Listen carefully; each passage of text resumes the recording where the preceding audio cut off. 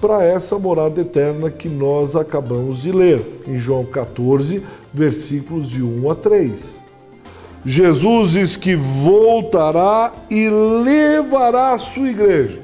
Ele diz que os mortos ressuscitarão primeiro e ele levará a sua igreja para essa casa, para essa morada eterna. E esse arrebatamento, você tem aí algumas discussões sobre quando exatamente acontecerá o arrebatamento. E nós temos pelo menos 3 correntes principais, não é? Porque no arrebatamento você tem um outro período também chamado de tribulação. Presta atenção nisso. Você tem o arrebatamento, mas você tem a tribulação. A primeira corrente são os pré-tribulacionistas, ou seja, nós teremos um período de 7 anos, chamado a Grande Tribulação. Será um período de muito sofrimento, de muita dor, será um período muito difícil. Os pré-tribulacionistas, eles creem que a igreja será arrebatada antes da tribulação. Deu para entender? Por isso eles são chamados ou será tirada, arrebatada a igreja antes da tribulação, desse período de 7 anos. Por isso são pré-tribulacionistas. Bem, aí você já deve estar pensando, se você tem os pré-tribulacionistas, você também tem os pós-tribulacionistas. E adivinha como que eles pensam? Claro, você já sacou. Se os pré-tribulacionistas acham que a igreja vai ser tirada antes, os pós-tribulacionistas acreditam que a igreja será tirada depois, que ela passará pela grande tribulação. E há uma corrente intermediária chamada mesotribulacionistas, dizendo que terá um período de 3 anos e meio. Lembra que eu falei que são 7 anos? Os mesotribulacionistas acreditam que durante esse período de 3 anos e meio a igreja passará. E no meio da tribulação, ou seja, no 3º ano e meio, o Senhor Jesus voltará e arrebatará a sua igreja. Deu para entender? Tribulação, pré-tribulacionistas, pós-tribulacionistas e mesotribulacionistas. Você novamente deve estar aí pensando, né? Mas qual dessas? Qual que é a melhor? Qual que é a mais bíblica? Qual que é a verdadeira? Depende. Depende da maneira como você entende as escrituras, depende muito da sua denominação, depende muito dos seus pastores, depende daquilo que você está estudando, né? Nós sabemos que pelo menos essas 3 correntes são as que melhor formulam a questão da tribulação e do arrebatamento. Mateus 24 fala ainda sobre os sinais que antecedem a vinda de Cristo. Não são poucos esses sinais. Por exemplo, eles falam do levantamento de falsos mestres, falsos cristos, gente vindo e dizendo assim, eu sou Cristo, outro se levanta ali, eu sou Cristo, outro ali, eu sou Cristo. Isso é um dos sinais que antecederão a vinda do Filho. Teremos também guerras, rumores de guerra, fomes, terremotos, tempestades, enfim. Você pode ler depois a apostila, ler aí o livro de Mateus, capítulo de número 24, e você vai ver esse período muito bem caracterizado, os sinais estão muito claros ali, basta você olhar o jornal, basta você ler a Bíblia e você entenderá bem essa questão.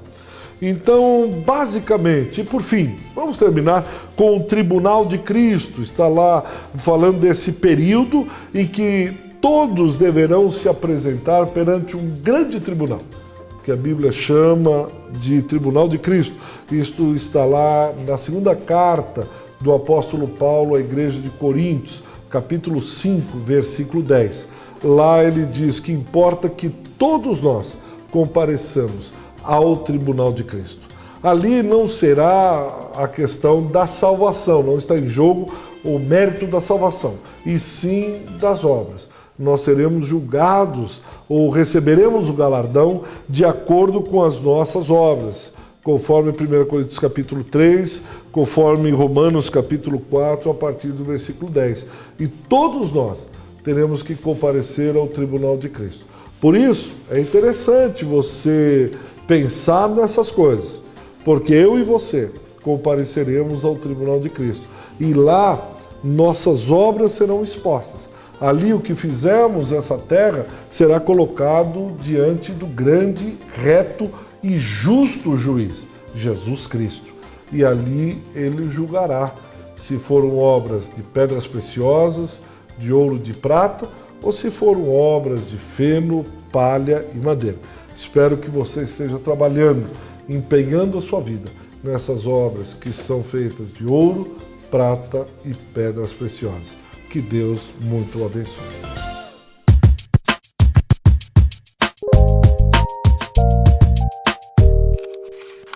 Estamos aqui mais uma vez firmes, estudando juntos esse curso de teologia. Espero que você esteja empenhado, espero que esteja gostando desse nosso curso e só queria lembrar você de uma coisa. Muitas coisas que nós falamos no vídeo, às vezes não estão na apostila e vice-versa. Na apostila está muito mais detalhado, na apostila está muito mais bem elaborado. Em outras palavras, o vídeo é só um aperitivo. O vídeo é uma maneira de chamar a tua atenção, de poder se relacionar, para que você saia um pouco dos livros e veja gente de carne e osso. E aí você vai interagindo com a gente e vai lendo e assiste um pouco de vídeo e lê mais um pouco e vê o vídeo aqui, e aí nós vamos caminhando juntos, para que a gente possa chegar a bom termo. Pelo menos você vê que tem gente de carne e osso por detrás desse curso, não é? Tá bom? E nós vamos agora para a última disciplina desse módulo, que é uma disciplina chamada Seitas e Heresias. Você pode encontrar também em alguns livros como heresiologia. Ou seja, nós vamos estar estudando algumas seitas, alguns grupos, alguns agrupamentos humanos, algumas religiões que não estão de acordo com a doutrina cristã. Elas não andam em conformidade com a doutrina. E antes mesmo de aprofundarmos essa disciplina, eu queria que você abrisse a sua Bíblia em Mateus, capítulo de número 24. Mateus 24, Jesus está advertindo, alertando os discípulos para aquilo que ocorreria, para algumas coisas, alguns sinais que ocorreriam depois da sua ida. E ele diz no versículo 23, dizendo assim: então, se alguém vos disser, ele está dizendo, se vier aí gente dizendo, o Cristo está aqui, o Cristo está ali, não acreditem. Versículo 24, porque surgirão falsos cristos, falsos profetas, operando grandes sinais e prodígios para enganar, se possível, até os próprios eleitos. Você entendeu bem isso? Jesus está dizendo que surgirão nos últimos dias, ou seja, depois da sua volta ao Pai, surgiriam falsos profetas, falsos mestres, falsos cristos, falsos pastores, falsos apóstolos, falsos irmãos. E para que eu e você tomássemos cuidado com isso. Por quê? Porque se fosse possível, enganariam até os próprios eleitos. E ele continua no versículo 25 dizendo, vede que vulo tenho predito. Portanto, se vos disserem, eis que ele está no deserto, não saia e vá para o deserto não. Ei-lo no interior da casa, não acrediteis.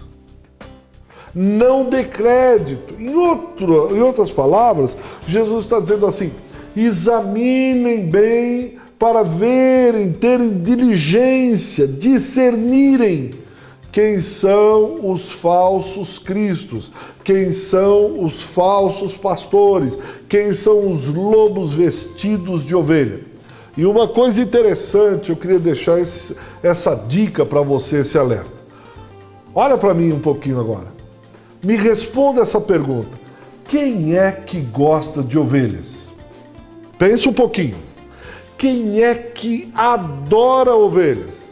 Se você respondeu o pastor, está certo. É verdade. O pastor gosta de ovelhas.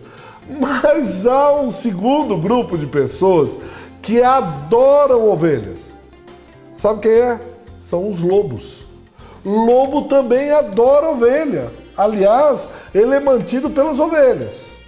Só que o pastor ama a ovelha e cuida dela. O lobo ama a ovelha dentro da sua própria barriga. E Jesus disse que nós teríamos, assim como o apóstolo Paulo, lobos devoradores. E se você está achando que ele vem com dentes caninos enormes, cheio de pelo, ou com um tridente, chifrinho, você está redondamente enganado. Muitas vezes ele chega com a Bíblia aberta. Ele chega com um ensinamento muito próximo da verdade. Ele chega com alguma coisa que beira, até tem um cheirinho de verdade, mas no fundo, é mentira, é heresia, é seita.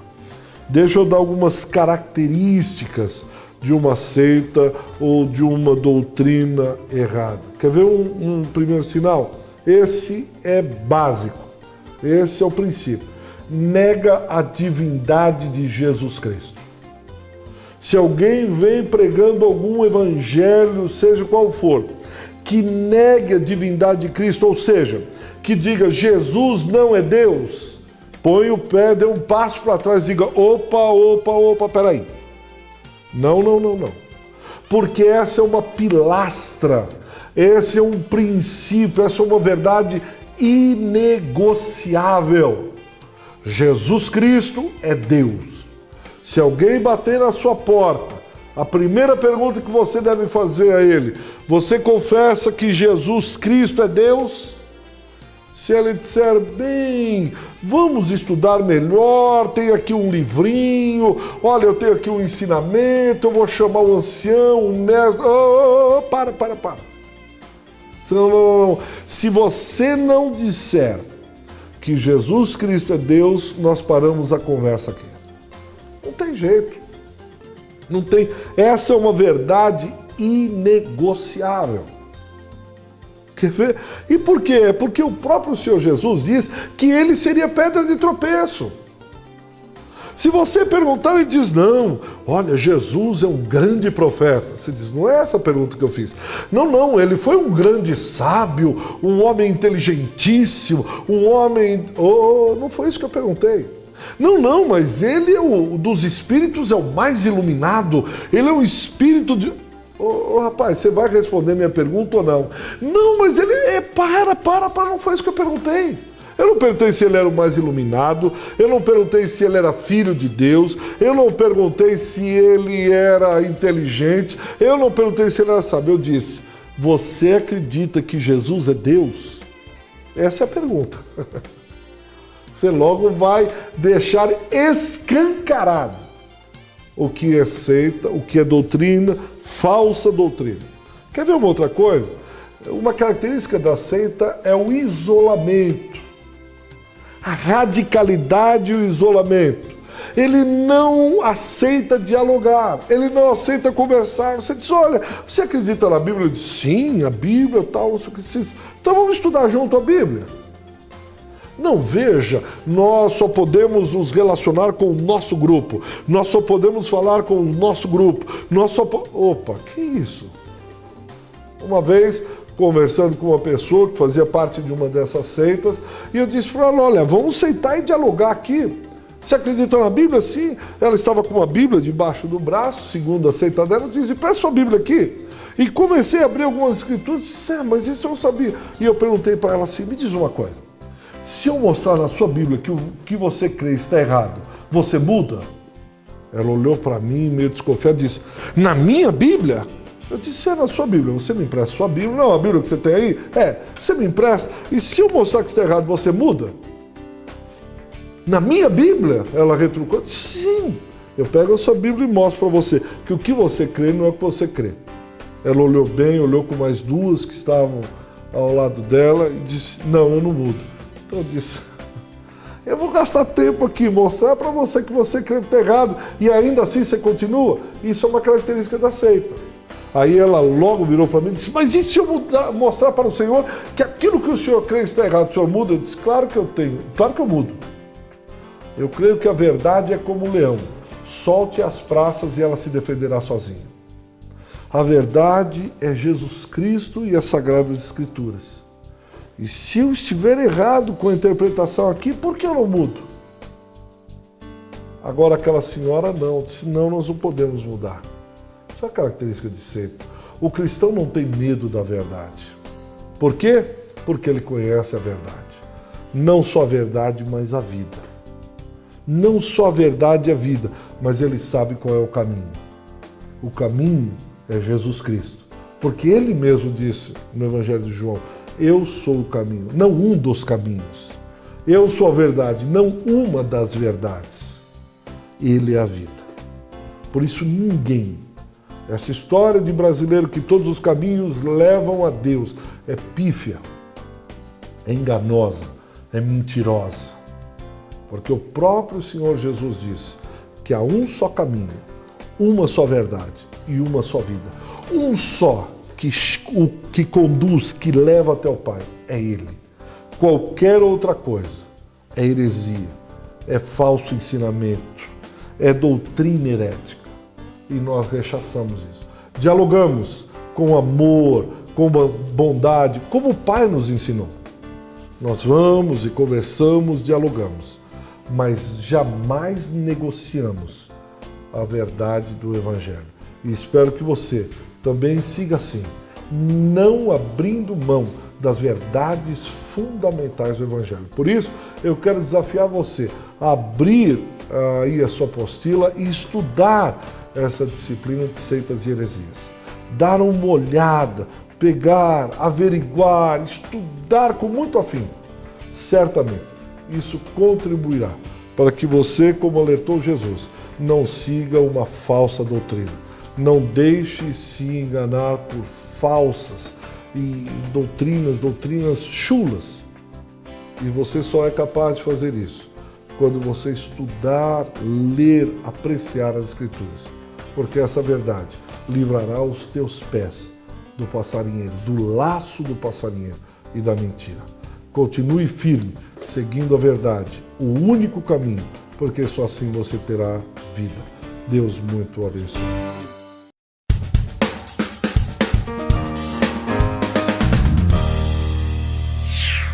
Bom, conforme nós combinamos, no final de mais esta aula, nós temos agora um momento com o professor Ricardo de perguntas e respostas. Nesse penúltimo módulo, o módulo número 4, foram abordados alguns assuntos mais técnicos, alguns assuntos sobre história, doutrinas da igreja, enfim. E eu gostaria de fazer aqui o uso da palavra, fazendo algumas perguntas, esperando algumas colocações do professor Ricardo. Então a pergunta que eu faço é sobre esse período que a gente chama no módulo de patrística, mas quem está estudando teologia que vai saber esses nomes, né, esses termos aí mais técnicos, não é, por exemplo, falado numa igreja, por exemplo. Mas a patrística que está no fim do primeiro século, com a morte dos apóstolos, e começo do século II, esse momento de transição, qual que é a importância dessa transição? No que a igreja tem que ficar atenta na história para aprender com a história, professor? Essa parte é muito interessante, né? Chamada patrística, porque foi uma época onde predominavam os pais da igreja. Com a morte dos apóstolos, a igreja precisa salvaguardar todo o arcabouço doutrinário passado pelos apóstolos. Então, os pais da igreja são levantados pela própria igreja, né, por intervenção direta do Espírito Santo de Deus, e eles vão dar continuidade, porque as heresias não cessaram. Os falsos profetas, depois da morte dos apóstolos, eles não pediram um período de férias porque estavam muito cansados. Pelo contrário, os lobos vorazes ainda continuavam atacando a Santa Igreja do Senhor. E para isso se levantam os pais da igreja com uma firmeza, não só doutrinária, mas uma firmeza moral. Então eles vão doutrinando a igreja, ensinando a igreja, dando os ajustes necessários à igreja do Senhor.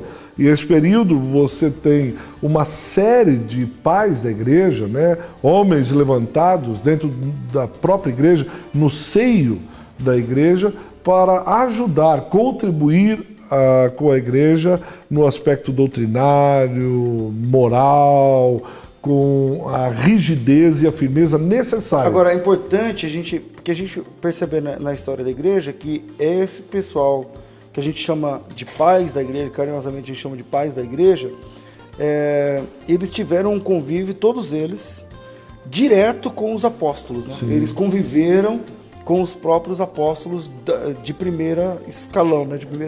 Muitos deles, por quê? A Igreja do Senhor, ela é feita de gente instruindo gente, ou seja, discípulos. Então, os apóstolos eram discípulos diretos de Cristo. Da mesma sorte, você tem os pais da igreja que são discípulos dos discípulos, e os discípulos dos discípulos dos discípulos. Homens fiéis e idôneos transmitindo a mensagem do Evangelho, a doutrina, os ensinamentos a outros discípulos. Até hoje, nós somos frutos do discipulado. Alguém instruiu a mim, alguém instruiu você, como nós estamos instruindo. Homens fiéis e idôneos que vão transmitindo toda essa mensagem, todo esse ensino das Sagradas Escrituras. Sobre a sua segunda aula, Doutrina da Igreja, qual a relevância que a ceia e o batismo teriam dentro de uma comunidade cristã bíblica? Qual é a importância que a comunidade deve dar a essas duas ordenanças? Tanto a Santa Ceia quanto o batismo são ordenanças diretas do Senhor da Igreja, ou seja, Jesus Cristo. O Senhor Jesus Cristo ordenou a sua igreja tanto a Santa Ceia quanto o batismo. Então, a Santa Ceia e o batismo, elas caracterizam a igreja do Senhor.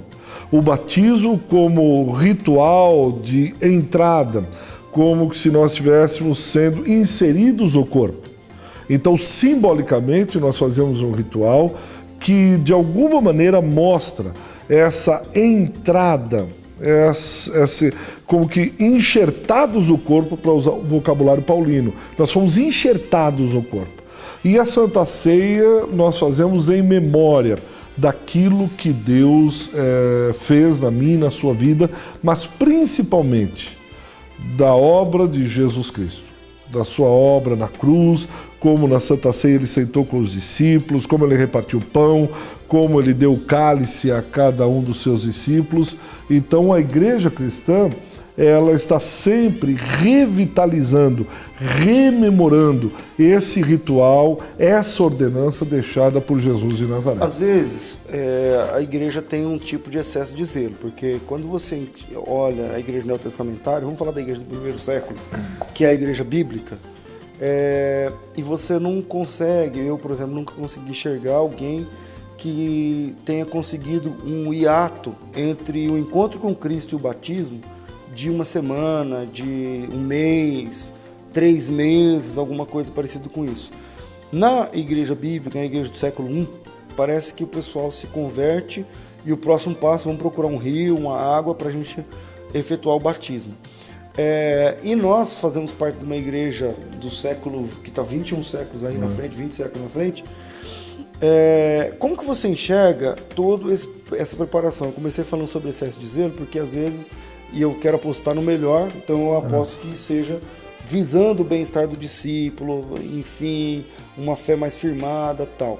Mas você, na tua opinião, professor, tem espaço para a igreja que mantém esse hiato longo entre o batismo ou melhor, entre a conversão e o batismo, de 3 meses, 6 meses, tem que fazer um curso, tem que ter um diploma, tem que ter assinatura não sei de quem, tem que se casar.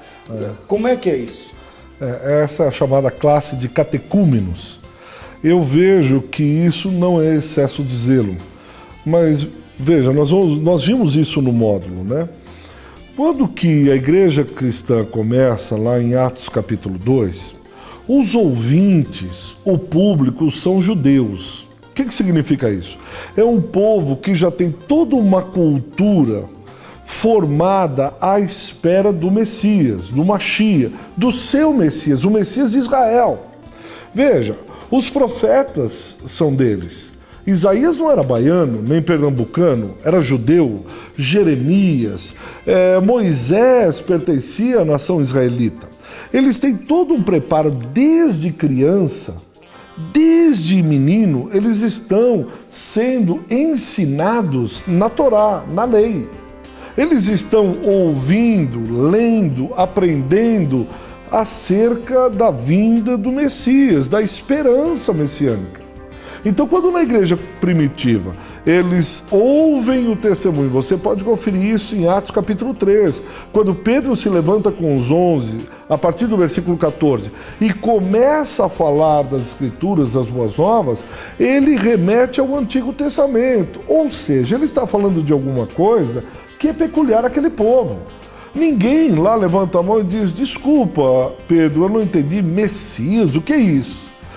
Só um minutinho, por favor, Isaías, quem é esse? E Pedro tem que explicar que o profeta Isaías profetizou que o menino nasceria de uma virgem, como Miqueias 5:2, Isaías 7, Isaías 9, falando desse Messias. Ele não precisa. Ele está falando a um povo que já aguarda o seu Messias, que sabe da profecia dos profetas, que sabe acerca da Torá. Por que eu estou dizendo isso? Você vindo agora para o século XXI aqui no Brasil, quando você fala de Messias, ele vai olhar e dizer: do que você está falando? Então, como os profetas, que profetas? A nossa cultura, a nossa tradição não é uma cultura e uma tradição protestante, ela é católica popular. Isso não sou eu que estou dizendo, mas você pode ler os historiadores, principalmente a partir da década de 30, como Sérgio Buarque de Holanda, ou como o próprio Gilberto Freire, Casagrande Senzala, Raízes do Brasil, Sérgio Buarque de Holanda, que são os primeiros historiadores que começam a escrever no século 30, na década de 30, eles vão dizer sobre essa cultura católica popular, em que não se tem a atração, não se tem os olhos dentro de toda uma profecia histórica bíblica. Então, por isso que hoje as igrejas, hoje de já há algum tempo, elas têm o que você chamou de ato, né? Entre a conversão e a pregação. Porque você tem que, e o batismo, você tem que desconstruir toda uma cultura, toda uma rede de significados, um emaranhado de símbolos, para poder, aí sim, construir uma cultura bíblica, que é chamada uma supracultura, não é? E a cultura bíblica, cultura evangélica, vamos dizer assim, acho que fica melhor o termo, essa cultura evangélica, para dizer: olha, o que você está fazendo no batismo é isso. Primeiro tem que ter um reset, então. O mínimo, ele tem que ter um antecedente histórico, evangélico, para entender o significado do batismo. Por caso contrário, ele é um incrédulo molhado. Ele sai de lá e diz: o que você fez? Eu me batizei. O que significa? Muita coisa. O quê? Muito. Mas ele não sabe dizer o que é. Ok. Bom, no assunto de escatologia, que foi tratado agora na aula, eu queria deixar em aberto para você ressaltar o que seria, na tua opinião, mais importante para a igreja. O apóstolo Pedro disse que a gente tem que estar pronto para responder a razão da esperança que é em nós. Qual que é a esperança final? Porque o cristianismo é a única religião que oferece a última página do livro. Então você já entra sabendo como é que tudo vai terminar. Então, o que você ressaltaria nessa esperança da igreja? Nós poderíamos ficar, né, no debate, como nós vimos na aula, dos pré-tribulacionistas, pós-tribulacionistas, etc. Isso é importante, vale a pena estudar, vale a pena ler. Mas isso que o pastor César acabou de ressaltar, eu acho importante. É essa esperança, a esperança que nos move. Qual seja, que Cristo retornaria. A chamada na teologia parousia, a volta ou a segunda volta de Cristo. Ele foi, mas ele diz que retornaria. E nós teríamos novos céus, nova terra. Ele diz que preparou junto com o Pai uma morada, um lugar celestial que a Bíblia chama de Nova Canaã. E nós aguardamos novos céus, nova terra, e alguns detalhes dessa Nova Jerusalém, ou Nova Canaã, são dados, né? Nós sabemos que lá nós nunca mais choraríamos, estaríamos com o Cordeiro eternamente, teríamos um lar celestial preparado pelo próprio Cristo, enfim, gozaríamos da presença do Cordeiro por toda a eternidade. E isso enche o nosso coração de esperança. Isso nos faz militar, lutar, aguardando o dia da sua volta, em que ele voltaria e buscaria sua noiva. Quem é a noiva? A igreja do Senhor. E ele resgataria. E essa é a nossa esperança. Todos os dias nós levantamos os olhos para os céus e esperamos. E dizemos como a Bíblia diz, Maranata, ora vem Senhor Jesus.